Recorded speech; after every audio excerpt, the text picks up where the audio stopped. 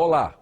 Começamos mais um Direito e Literatura, do Fato à Ficção, projeto do Instituto de Hermenêutica Jurídica, que conta com o apoio do Programa de Pós-Graduação em Direito da Unicinos e de instituições comprometidas neste estudo transdisciplinar das relações inexoráveis entre o direito e a literatura.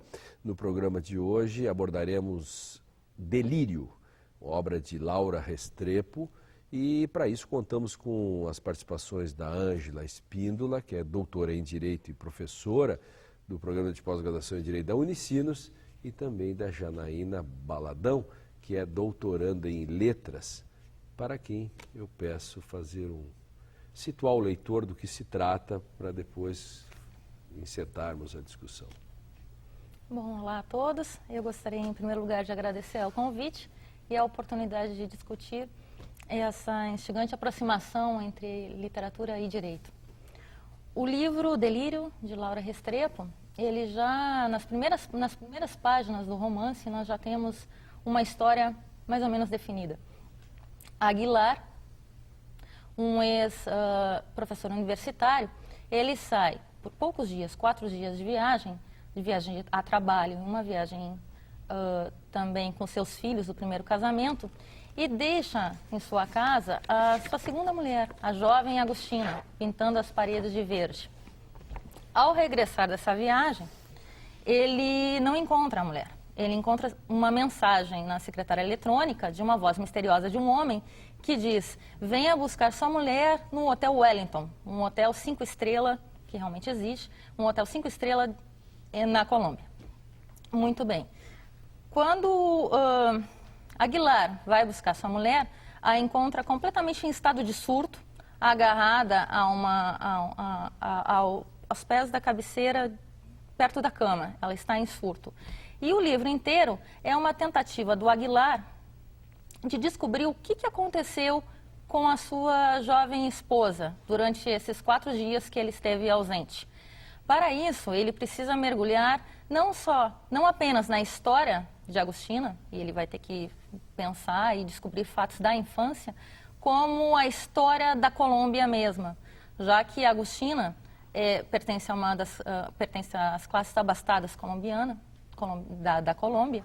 A Agostina, filha de Carlos e de Eugênia, recentemente descobre, também é uma das causas do surto, recentemente descobre que a família dela também tem ligação, assim como outras, tem ligação com o narcotráfico, por meio de um amigo, Midas, que é o intermediário com Pablo Escobar, que é o personagem presente no livro.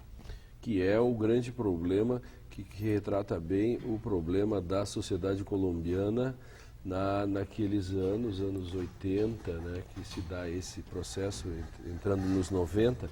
E o próprio nome, Ângela, Delírio, se tira daí também de uma sociedade, não são delírios pessoais também, mas uma metáfora, o delírio da própria sociedade contemporânea ou principalmente da Colômbia de então. Sim, o título é bastante sugestivo e a gente pode até utilizar ele para transportar e fazer uma crítica à própria sociedade contemporânea, em que pese a obra ser ambientada na sociedade colombiana de um tempo característico, de um tempo marcado, década de 80, 90, né? Ele é bastante contemporâneo, bastante atual e perfeitamente cabível à sociedade brasileira, né? O texto são 3 histórias paralelas, né, que se passam em tempos diferentes, né, um passado mais próximo, um passado remoto e o presente. Né? O presente é a tentativa de descobrir o porquê ela enlouqueceu, ou se ela é de fato a louca da história, né, a delirante.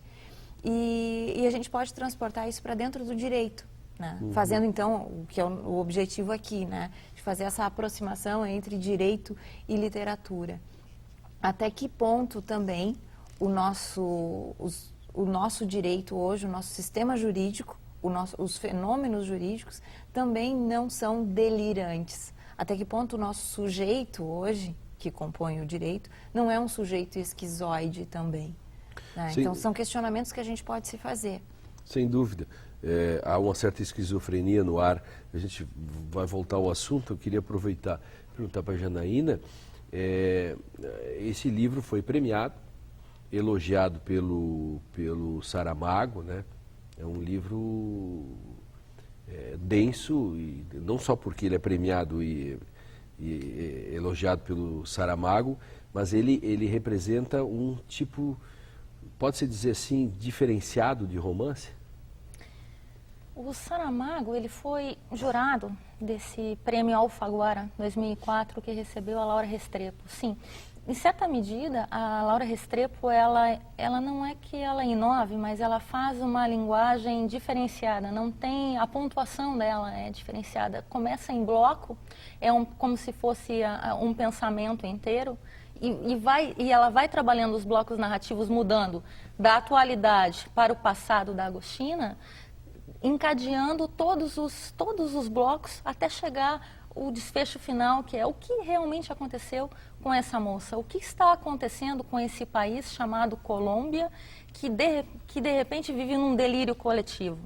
Por exemplo, a Agostina é uma menina que desde criança ela tem premonições, algo muito caro para o povo colombiano. Se nós lembrarmos de 100 Anos de Solidão, se nós lembrarmos da obra do Garcia Marques, essa superstição do povo se encontra no livro. Aguilar, que é a personagem que vai juntar todos os pontos, é um homem que se diz: eu sou afeito à superstição, essa mentalidade do povo. Então, a Colômbia passa por um processo. Nós não temos datações no livro, nós temos simplesmente alguns dados, como uma explosão X. Que nos permitem situar no tempo. Exatamente. Mas a Colômbia se encontra nesse livro como uma forma delirante. Por exemplo, Pablo Escobar, na sua áurea época dos anos 80, dos anos 90, a ele foi atribuída grandes obras sociais aos pobres. Então, estádios foram construídos. Pablo Escobar há fotos, inclusive, de Pablo Escobar em muitas casas. Essa é a questão do delírio e da esquizofrenia, de como o Estado acaba perdendo, né, a ossatura do Estado começa a ser corrompida pelo narcotráfico, pela corrupção, e o Estado acaba determinando menos e vira a própria barbárie. E, de certo modo, isso também na própria família. É possível dizer que a palavra da personagem é um anagrama da palavra angústia, é isso? É possível dizer isso? Sim, de fato, a Agostina é um anagrama de angústia. De angústia. Claro. A angústia contemporânea, a angústia da sociedade, a angústia da família. Do passado, do presente, e a total...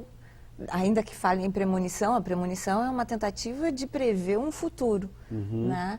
E isso também está presente ali, né? A tentativa dela está sempre prevendo, na verdade, prevendo só as tragédias, né? As desgraças. E um aspecto importante que a gente pode destacar, essa própria esvaziamento do Estado, o esvaziamento do processo democrático, que está nas entrelinhas, que é o que data o livro, né? A desinstitucionalização da família, o descrédito, na verdade, das ideologias até então dominantes, a gente pode verificar isso ao longo de todo o texto e fazer um destaque, né? Numa determinada passagem da obra, que vem uma parente da Agostina para ajudá-la, né, a tia Sophie, e a tia Sophie entra no jogo da loucura dela, né? Trata a loucura como algo são, né? E num determinado momento ela questiona a Agostina, num momento de lucidez, o porquê que ela reage dessa forma, porque ela espalhava vasos com água pela casa na tentativa de purificar, né? De limpar, né? Ela perguntou o porquê, ela disse que não suportava mais lidar com a mentira, né? Bom, isso tudo dá para a gente fazer uma ponte para a sociedade contemporânea, para as questões jurídicas, etc. E quando ela repassa essa informação para o marido, para o Aguilar, ele diz: como assim mentira? Ela também mente. O que ela estava fazendo no hotel? O que ela estava fazendo no hotel com um homem? Claro. Né? E aí a tia Sophie, que estava no jogo da loucura da Agostina, joga para ele a loucura. Como que você pode afirmar isso? Você viu, né? E ela diz assim, cuidado, porque o delírio entra pelos nossos próprios olhos. E aí ele passa a se questionar, ou seja, e aí tem uma passagem do Pascal que fala sobre isso, né? De que a loucura só é loucura quando ela não é compartilhada. Porque se ela é compartilhada, ela Se é algo tudo normal. nada é. E, na verdade, o delírio é um delírio que pode ser visto tanto no Aguilar, que é um homem mais centrado, é o delírio dos ciúmes, porque ele tem um propósito de descobrir, ele tem um propósito fiel, ele precisa descobrir o que aconteceu com essa mulher que ele ama e que ele cuida e que ele não deixa. As pessoas dizem, mas o que você está fazendo com essa louca?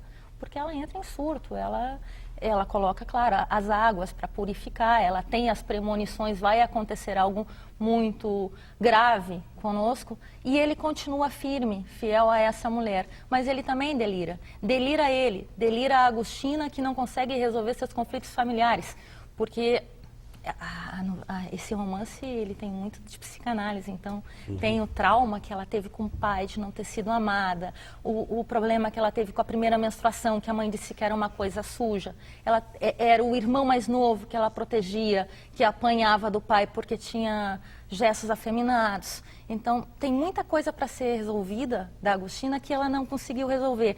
É o delírio dela, é o delírio de uma Colômbia que tem um Pablo Escobar. Há um livro, inclusive, que saiu de uma ex-amante do Pablo Escobar que diz, eu acho bem representativo, amando Pablo e odiando Escobar. Como é que um homem, repito, como é que um homem desses, que criou uma escola de violência, é santificado em determinadas partes da Colômbia, não? A mãe, após a morte do Escobar, Quando continua distribuindo comida. Claro, porque aí ele se substitui ao Estado, ali a família rui, a ruína da família, a ruína do Estado. Alguém se substitui. O que substitui o Estado? O Pablo é o quê? O Pablo lida com drogas, delírio. Há toda uma relação que se pode fazer nesse sentido, né?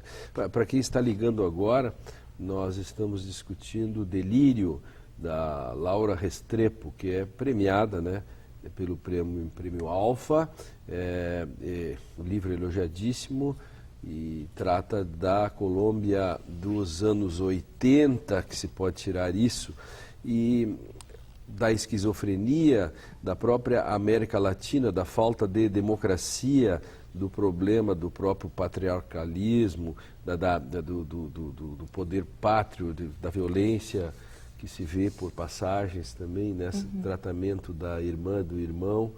Quer dizer, como é que essa é a busca da própria América Latina de sua identidade, que não tem, e a busca da democracia que até hoje tem sido tão tenra na América Latina, né? Como a gente já estava tratando, né?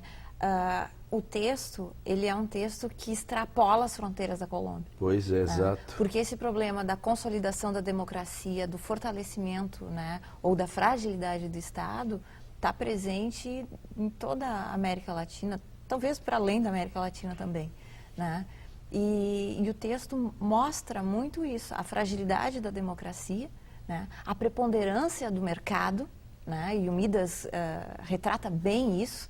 Né? Ele anda na moto BMW dele, ele serve caviar e não serve um pouquinho de caviar para os amigos, é um pratão, ele faz questão de dizer isso, né? Então as pessoas valem pelo que elas têm, né? O tempo inteiro fala ali no valor das famílias bem abastadas, né? Então os valores, os sentidos se perdem, né? E o que acaba imperando é o mercado. Daí a importância do narcotráfico, né, como o grande pai que vai substituir o Estado. Pois, né? é isso. A importância do mercado que vai substituir a democracia, que vai regrar, né, os procedimentos. Claro. E, claro, todo o direito passa a ser um simples juridicismo processual. Né? E isso é atual, contemporâneo e territorial, né? Não só localizado na Colômbia dos anos 80. Inclusive, o cartel de Medellín, ele fez escola no mundo inteiro há muito pouco tempo atrás. Aqui em Porto Alegre nós tivemos uma morte terrível exatamente na forma do cartel de Medellín, como é um motoqueiro, o caruana da motoqueiro que atira. Isso é tipicamente Típico. cartel de Medellín. Então, Rio de Janeiro, a questão do Rio de Janeiro, muitas pessoas não vão ao Rio, as favelas. A Colômbia, a drogas, não pertence só à Colômbia, né? Pertence a nós todos. Nós pertencemos a esse mundo. Quem tem filhos, todos nós pertencemos. Quem sai à rua à noite, a violência produzida pelo narcotráfico lá da Colômbia nos atinge aqui. Significa então dizer que o livro da Laura, ao escrever Delírio, o livro dela é uma importante denúncia. Sim. Ou Ou pelo menos de discussão, de ponto de discussão. Uhum. Ela mostra bem ali a manipulação do poder, né? Ela joga com isso no texto, isso está evidente nas 3 histórias, né? O machismo, a hipocrisia, a sociedade hipócrita. E de novo, voltando a Agostina que me parece representar ali uma sociedade angustiada, né? Para usar o anagrama, então. Sim. Ela enlouquece porque essa é a resposta que ela dá à insuportabilidade da realidade.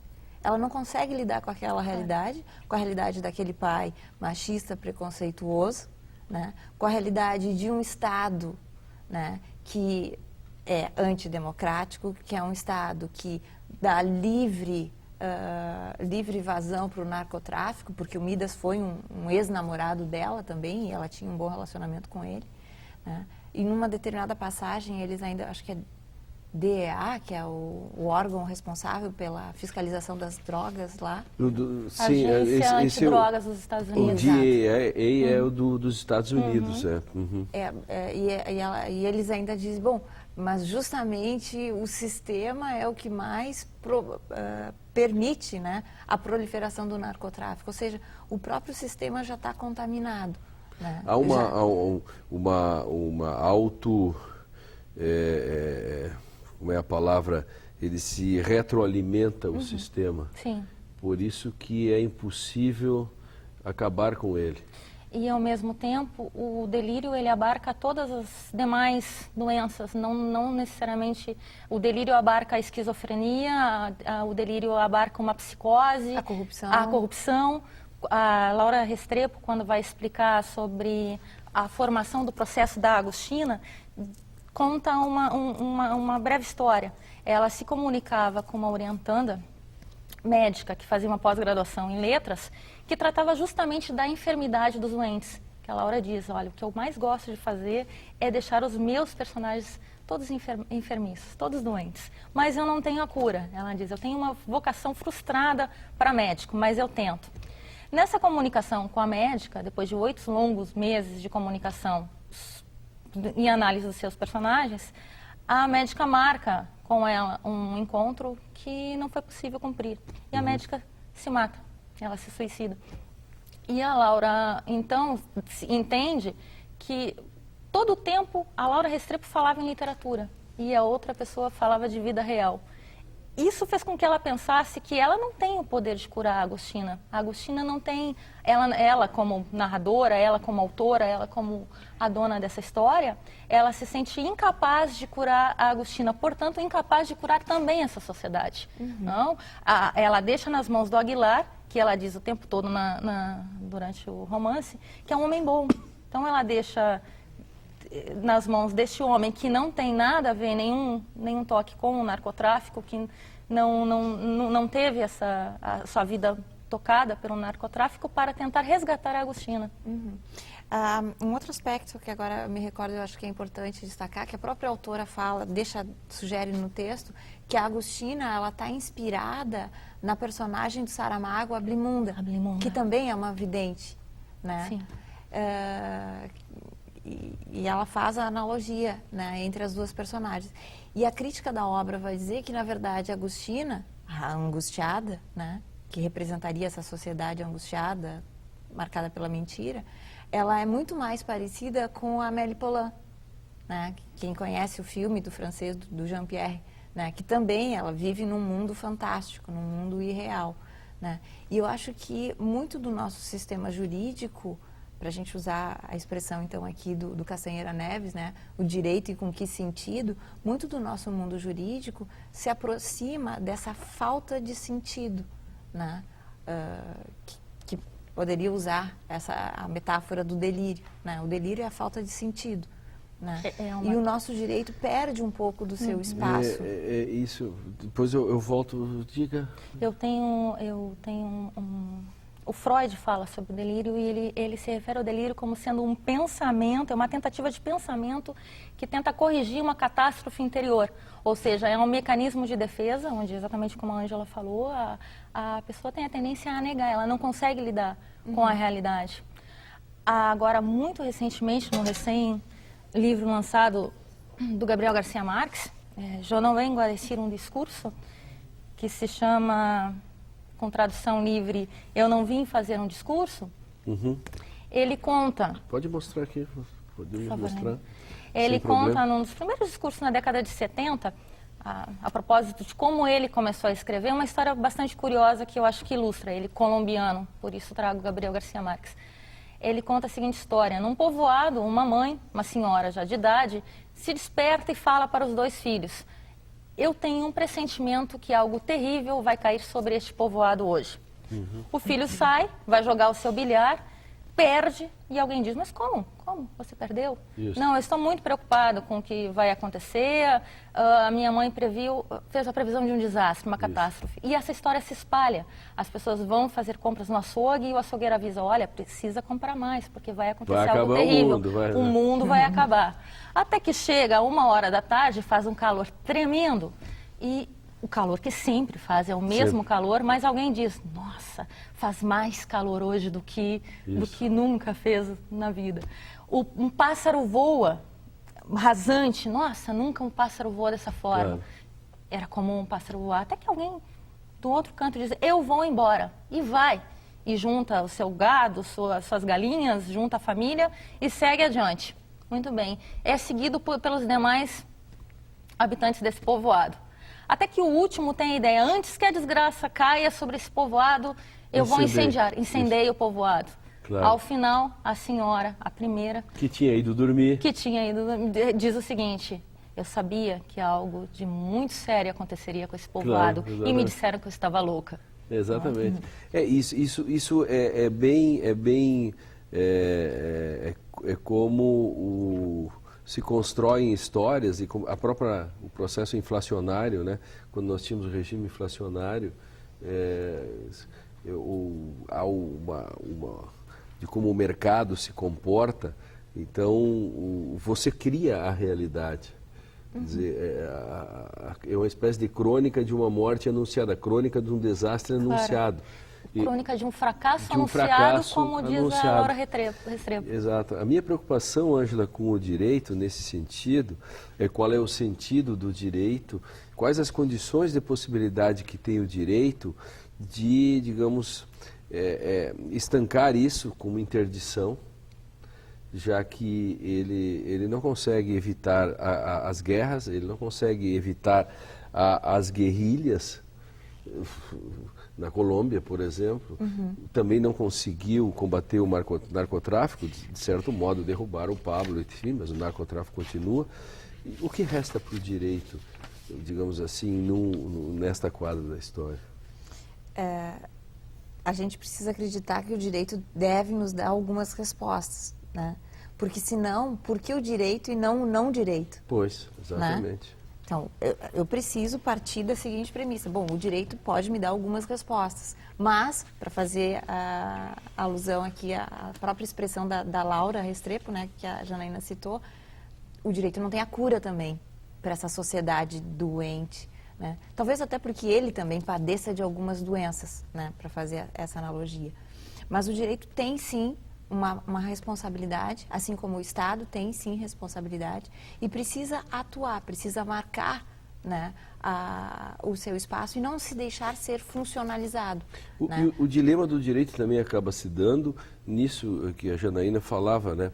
Quando, depois da Constituição, nós começamos a fragmentar cada vez mais o direito, nós dizíamos que daqui a pouco vai chegar um mecanismo de contenção disso.